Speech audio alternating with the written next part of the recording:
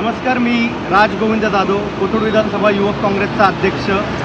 आज तुम्ही कोथरूडमध्ये पाहिलं तर भाजपचा, भ्रष्टाचाराचा आणि हा भगदाडाचा आज एवढा मोठा भगदाड हे संपूर्ण कोथरूडमध्ये जागोजागी पडतंय आणि जवळपास 3 आठवडे झाले प्रशासनाचं आणि या भाजपचं या कोथरूडमध्ये लक्ष नाही आहे। आज एवढा मोठा भगदाड इथं पडलेला आहे।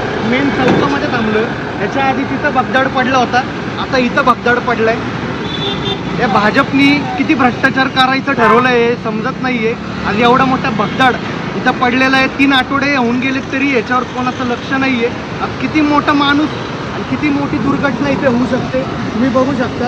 आज मेन चौकामध्ये इथे ट्रॅफिक होते। आज सर्वसामान्य माणसांचं जीव टांगणीवर लावण्याचं काम हे भाजप सरकार करत आहे।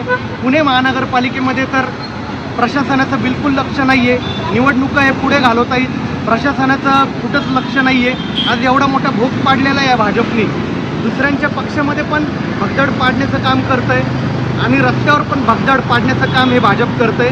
भाजपाला हेच प्रश्न विचारायचं आहे की तुम्ही अजून किती खाणार आहात, तुम्ही अजून किती भ्रष्टाचार करणार आहात, तुम्ही कामं करणार आहात का नाही जनतेची? वोट चोरी करताय, आता खड्डा चोरी पण करताय का? सिमेंट चोरी पण करताय का? डांबर चोरी पण करताय का? रेती चोरी पण करताय का? तुम्ही टॅक्स चोरी पण करताय आणि नागरिकांना आता भगदाड देताय का तुम्ही? या भाजपचा आम्ही काँग्रेस पक्ष म्हणून, कोथरूड विधानसभा काँग्रेस पक्ष म्हणून आम्ही निषेध करतो। कारण का हा मोठा भ्रष्टाचारी भाजप आज कोथरूडला लाभलेला आहे। जागोजागी भाजपनी भ्रष्टाचार केलेला आहे आणि तो भ्रष्टाचार आम्ही लवकरच मोठ्या प्रमाणामध्ये बाहेर काढणार आहोत। धन्यवाद।